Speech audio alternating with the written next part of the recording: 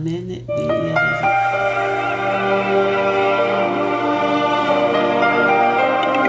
Karibu Maria zake.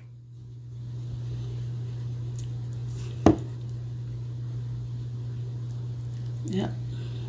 alona masoifua nei ia sofou amene faafetaifua le alii nei ia sofou ua faapopo mai ia so le tatou ola ia ma loutou soifua amene ai leʻi tatou ua foʻi se faasoa nei taeao ia ia o lava o tatou o atu i le alii amene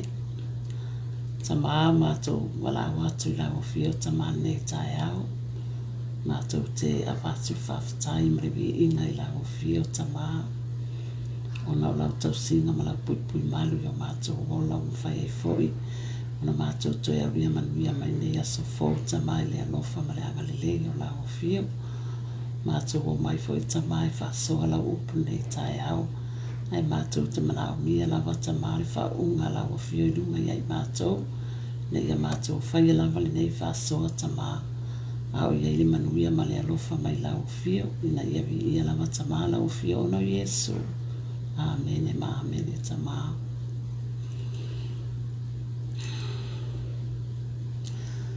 ia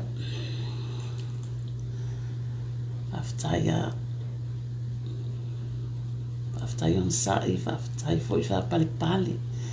ia e o te fiafia e faafiloaʻi foʻi ma faatalofa atu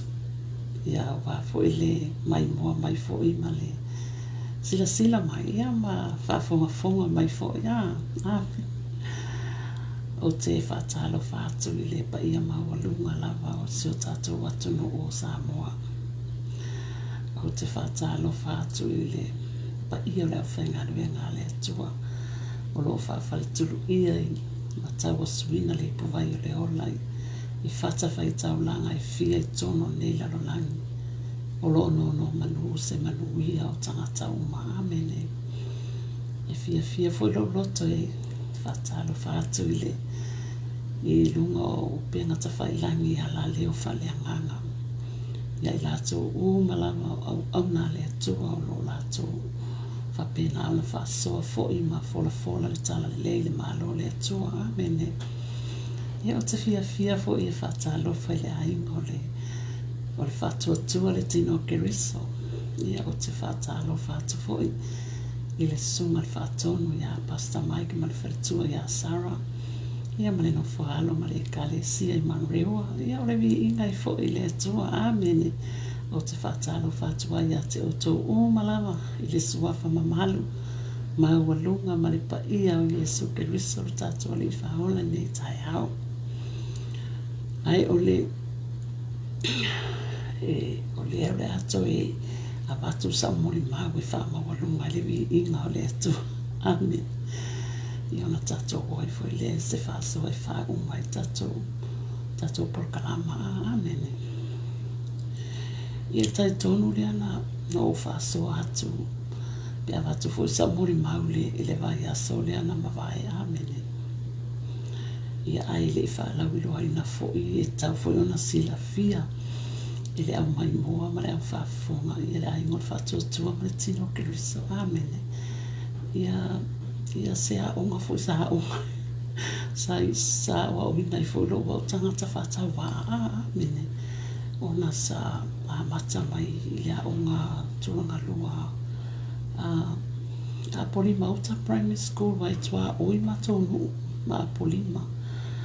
sa tasi a le aʻoga matou i manonotai ia sa oi e le toʻatele o le nuu o matou i manonotai e oi i vaa i aso ia e o aʻu sa amai ana i o matou a faaʻoga i le primary school a apolima uta ia manisi foʻi o nai tamaitusi o matou nuu sa matou oi lea taimi amene ia alu ai foʻi lea toe aʻoga i le primary school a siufaga falelatai ia ua o le nuu na o se o tinā o siufaga falelatai amene i ona outoe sa ua i lea na ua faapena ona tatala le aʻoga a sio mātou no o manono uta I le fitu valu. Amene. Ona o fa o mai leo wa o mai na le form 1. Ia taimi fo ina. Ia form 2 ai ia ma o mai lo ngai. Ile o nga manono uta. Amene ona ua fai ale o nga manono uta I o tatala. Ai o te whaftai lo loto ile nā taimi sa tatala ile o nga tono sio mātono. Ia marifewa I o nai tamaiti. Amene. Ia na whamanu iai fo ile nā taimi e uru whale atu ile a o nga ale lau mua o le uru moenga. Amene. Le kolisi o le uru moenga fo. Nā fo I taimi sa uru whale atu ai. Ia o nga ile taimi. Ia o te uru whale atu la lea o nga o pulea o nga ia swaife au leo. Excuse me, sorry. O Reverend Raleigh le Jeremia le o awa ai atua maliu mai swaife au talo whai. Ia o la upule na o se pule na sawa. O se pule lava ai o le lele o le pule o le whamalosi o le pule ina ia popoto tamaiti mai ia tamaiti sa whinau ai fo le pule ai whanoa noa la walota loto ta lofa ai si whaiwhi au wawa ai atua wa maliu ta lofa ai ia le ai whaftai ana ngaruenga le sa whaia mo nai tangata ia whata lofa atu se uso pele la waleo o angalele ia ngā lofa leo whatasi mai whaftai a mafuta mai sista whamanuia la wale atua ia te oetam sista angalele ia te whata lofa te fo ia whahita ho le mafuta mai whaftai a mafuta mai whaftai lango whamanuia le atua ia ai se whaisa o mori mau oi umaloa wa whamanuia fo le a o ngai I lulu moenga ia sawa ilo fo ile atoe sawa ilo o mawanga ruenga ile wharimeli amen ia ngā lue fo ila ile ataimi ia ua na uma na ua matar wharimeli ile malulima ia iwa tasi loa ia ua malolo fo il whale o whamaita malu no fo whale ewa aita maiti o le wa amata fo ina whaita maiti le ataimi ia ona nofo ai lea e tausi fo ina I whanau amen ia se ia o mai fo ia ina sawi nei ia lea fo isa avatu fo ina whangatala tu lea taimi ai se whaisa o mori mau ona o le e whamawalunga le vi inga o le atua amen ona o le tausanga le ntea nei le lua orua lima na o walua I Samoa I poru I lo mo o manono o walua e whai kilisi masi ai o I manono I lo uso mana na whanau ai ngā o walu I le aso lua soma tasi o te sema amen ai o le maali e le o te le I saune alu ai ona o le pasese toi fo I lo uso na sa o tafao I le toi fihalu le vale le ai fihalu valalo whamai le lo watali o ke alu e whangale le pasese o lo uso o ngā o walu e la ia e le I whapena o fihalu pesa hauni fo sa walu I polo o whatu tamaha I o le la walu I polo ai le le imsa o kupe I whamole mali lo finangalo tama e sa uia mai e la wafio sa utupe tama mali lo finangalo awone I wharu mai na o le sa utupe ia o a sa mila walu ma ko won le vale le whae e ia Pawal tupe le la ato le luas fulu Amerika mal se la tala sa mona mai lo atali ilu mal le vale le pawana walu lo o ka ai o tau atu o I matou fale ia ma ko filo ai foi ma le uso ma whana amen ia ai E la le family reunion le sipito le matua inga sa fai le taimi lea o le vai taule o le Christmas amen e la le asinga le tūra o le matua inga e aluna le aso sawa le aso lua valuna e amata i le reunion ia fai leo sao ngā mea ma ngai o le saunga le matua inga mo mea ai Samoa o la kufo yo walu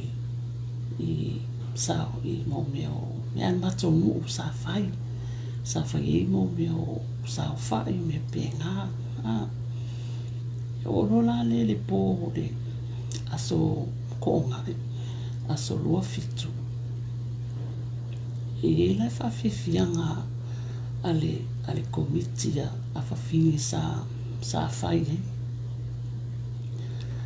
ia wala aulia i kanga ia fai mai lo uso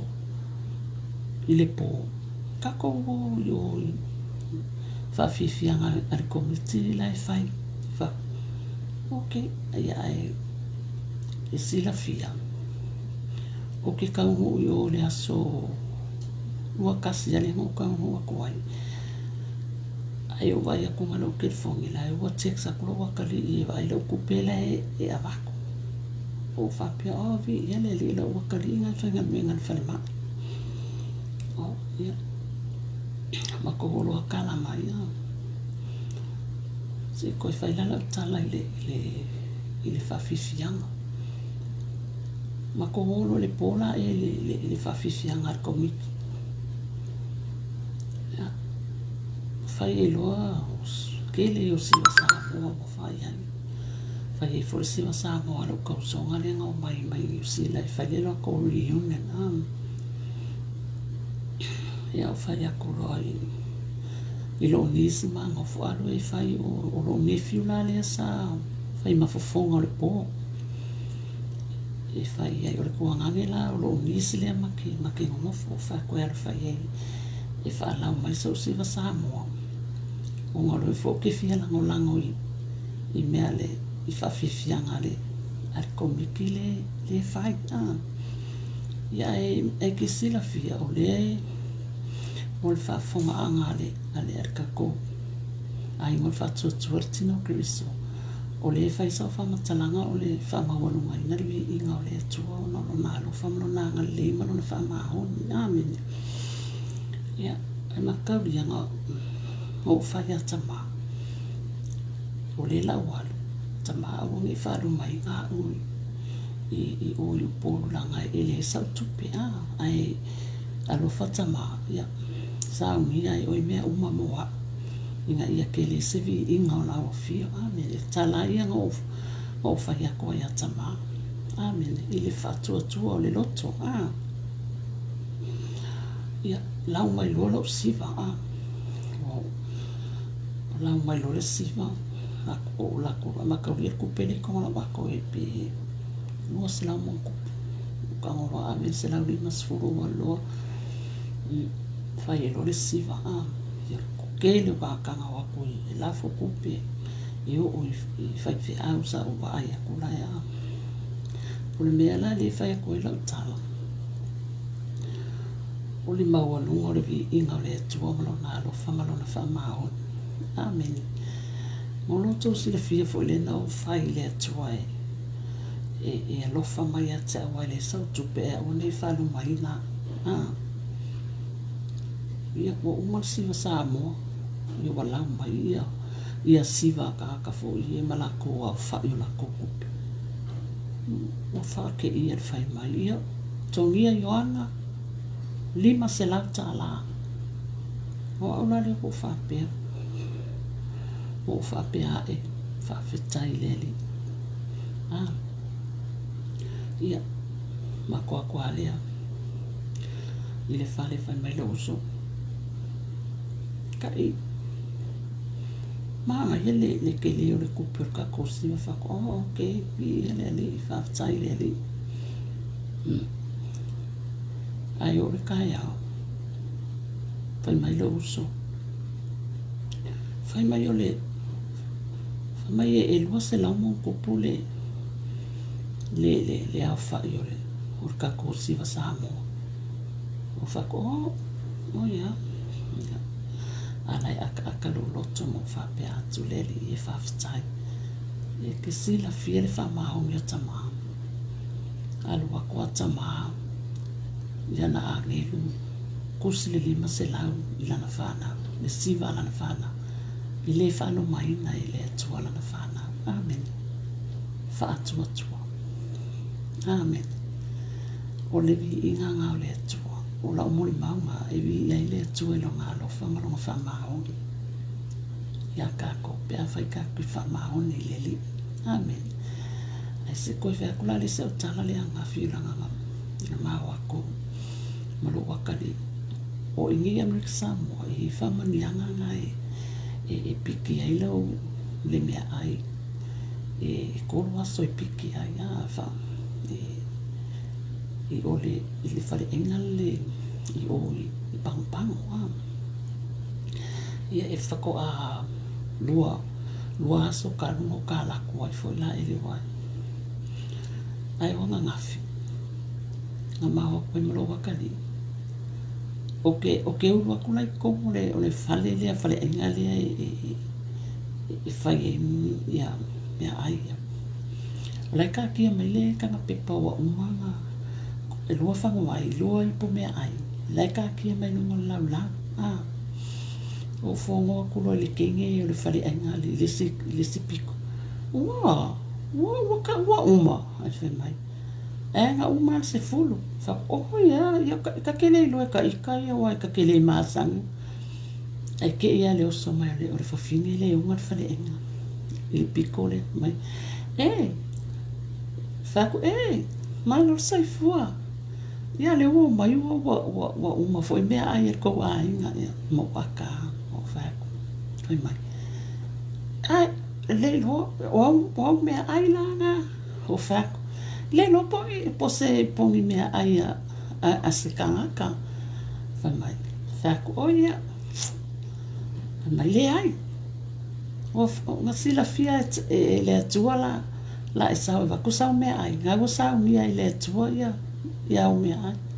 o fa oia vi ele le fa kai ai le atua i longa lo fa malonga le o fa pe lo loto o kas se maka o kia tama se maka o kia le wha maoni o le li amen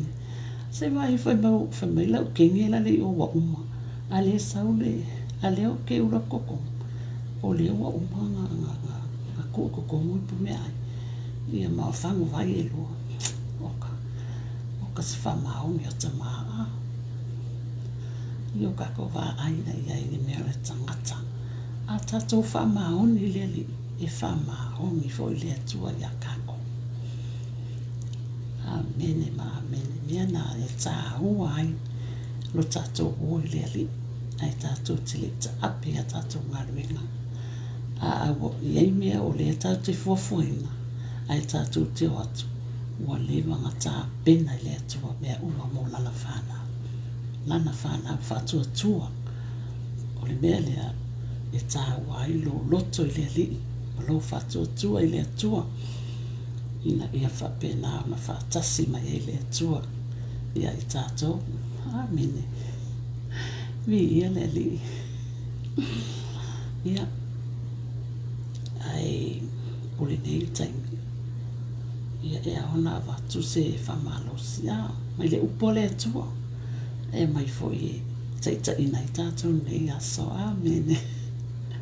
ia ma whaahiu ina i foi le tātou polo kalama amen na mawhawhau a fo le loto i le ali po le ase upo e mai i whamalosi e tātou amen mai atu i atama e mai se upo e i whamawalunga i lona vi inga a wana o tamana te sila fia nana upo amen tātou ia wana ori au na whatau wha amen tātou au na le tua tātou te o mai e whasoa lona whina ngalo pina ia i loa e tangata o malona le lei malona whamaoni malona whaatasi mai, malona mafuta mai ai tātou. Amen. O au mai e lele tusi a perfecta o Amosa. O le matau poe e malu alona whai upo sifumatasi. O mana tua foi o le perfecta o Amosa. O le na iai le au whangamanu I tikoa. Amen. Na iloa ia Israelu iona po usia le tupo yuta. O na po fo yo i le po amole atali i o yoasa. Amen. Ai ua o au mai le mata le o au mai le mata upule valu. O lona whai upo sumata se whai matua o le tatu whasoa nei tai au. Amen. O le mata upulea o lona whai utalaina o la talata le malai o Israel. Amen. Ai o le whai upo sumatas o lo whapea mai. O lo whapea mai le li I le atua whauta e o mai aso o te tui nā tuai le ongi le nuu. E le se ongi mea ai po se ngā langa le whienu vai. A le ongi le whanongo longo I a whionga le li. Amen. Ia, o le whetarenga manino ma le whinangalo le o le atua. Ia wala mai na perfecta o Amosa. Amen. Ia, le o sila fia tama e ai aso. Amen. E le whapela e fia ailinu o sa rā elupe fia whinu pe ngā lala. Ai o le ahonge whanongo longo I a whionga le li. Amen. Mana tua. Tātou le ai ngor whatua tua le tino Keriso. Le ngata I lea o I lātou lo mai mua mai ma whafonga mane tai au. O lea tātou te ola le tino. Amen. Tātou te whawhatai e le li le ola mar malos. Ai wo au mai le foi upulea. E whatai ua mai mo tātou. Langa o le vai taule nei ma le baba ai atu fo I le lalolani. Amen. Ia wa tele na popo tātou loto I mea le tino. Ai wala le fia tātou e whanongo I le upo le atua. Ai o lungo o penga ta whailangi o te fia I lo loto. E fia I lo loto na o le baba ai atu I au na le atua. Ai mai se o le toa tele o uso tua ngane o whanau o lo whapenana whasoa mai lungo o penga ta whailangi ala I ala leo whaleanganga. Amen. O lo lātou lau mai ina le upo le ola ma fola le tala le aso ma le aso ia au wale whaatupula ia o le whaatuatua I le ola whaatuatua o le tangata. Amen. Wa ne vai tau ia wa tele fo ina whalongolongo tangata I musika fo I whalalalolangi o mea whalalalolangi ia manisia fo I tele o mea wa ai atu ia I lunga o whaongaina o telefoni ia ele whapea o te whaaleaongaina le telefoni e au ngā. Amen. Ia e tā ua fo I le whanongolongo I le upo le atua lo whapena ona fola mai I ana au auna. Amen. Ia ai o le mea na ua tilo atua I fo I mawa ai laulangi. Ua tau le fia I whanongolongo le upo a le atua ia ai fia na vai e whalongolongo fo I mea o le tino. Ia o e tātou te sila fia fo o mea le tino. Ia o mea e pala. Amen. Ia ai o mea whaleanganga. Ia o mea e whawawa. O mea I ona I lea nganga. Amen. E fo I le o le tangata I mafuta I le atua ma tu ulo na loto I lea li. O le tangata manuia. Amen. E fo la I manuia le tangata I mafuta I lea li. E au mai e tamā ia mawhauwhaunga lelei, o manatu lelei, o le loto le lei o mea uma a wane o tatou alufu o tatou loto mapupu o tatou loto I mea le au ngā o le neila lo langi ia ai whapena ona taula lo whatuatua ia Yesu Keriso malana ngā luenga mai e ana whai e lunga lona sa I lunga le sa tau amen I lunga o Kalavaria na whamalingi na ilona toto pa ia I whai e le tau langa ma le tongi o la atotua le mana o na toto I whamamama whamanga roina I tātou tangatanga sama amen ia le a ingo whatuatua le tino Keriso o e fo yo mai moa mai ma whafonga mai I le ai sisi taimi e tātou te whanongo longo ai I le upo le atua o le taimi nei le tātou te maua le malos ma maua le ola mai le li e tātou te whanongo longo ai ana whionga pa ia a wai tupu ale whatuatua le taulongo longo ia whionga le atua amen I e whatupula ia I le whatuatua whatupula ia I le ola fia I le li a wai fai mai fol salamo na I tō suma fit fai upo e wha ia e fia lava oi le li ona fua ina mai le ate oi e o mea umalawa e mana o ia I loloto amen o tatou wa ai le whamahoni o le atua e fia le atua le tangata I whapena ona ma futa atu ia te ia e whatau no oi le atua ona mana onga ma mea uma e mana o le tangata pe a whai tātou te fia ma tātou mafuta ma tu o tātou loto I le li amen o tātou umalawa e o tangatanga sala amen e le aia se ta sisa o fo nei langi amen e whamai wanga sala tangata uma o le o ai le vi I le atua amen ai ona o tātou o le pale li I ona ngārina o le ala nai alofa mai e le atua ia I tātou te le alisi whamai pe e se ai whatuai mai ai Yesu amen I whatuai mai Yesu ina ia fo'i o mai tātou salamo ma ua whata e le ina I tātou le toto no naro pelo Yesu Keriso tātou li amen Io tātou whasoa na nei tai au a iei fo'i se mea wa pa o papa I le fola le au ona ia malua vai fale o tofi na ngalo I poto le tau tai e sila na atu ia mai whapena ia e tātou a mai le pa ia o le atua e tātou te tiwai ma ngalo mai mea uma I le upo le atua lo tātou li ia tātou ta api atu fo ne yaso o tiute ma whaiva o ne yaso ia whapena na whamanuia le atua ia te o tō uma ia I lunga ia te o tō uma le mana o na awalofa sausauina I tātou le toto Yesu Keriso ia manuia mea uma tātou te atu ia I ona o Yesu tamaua wa I ule le whasoa la whanau whaftai tele tamai lau fio whaftai tamai lau upu ta tala mai lau fio mātou manatu le whamaua lunga I tamalo vi inga tama whaftai tele tama whaftai anganga pa ia I lo fio ma whatasi mai whaftai Yesu le mana lo toto sausauina I mātou ia manu te leina lava tamane ne yaso o na lofa ma lo wanga lei ma lo whatasi mai ia manu ia lava mea uma tamao no Yesu amen e amen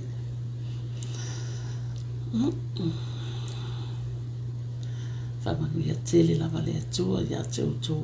ma lava sa whapena na whatasi mai malango lango mai I le nei porkalama whamanu ia le atua ia te uto le suafa manu malo le suafa mawalunga le suafa au le lei o Yesu Keriso amen e amen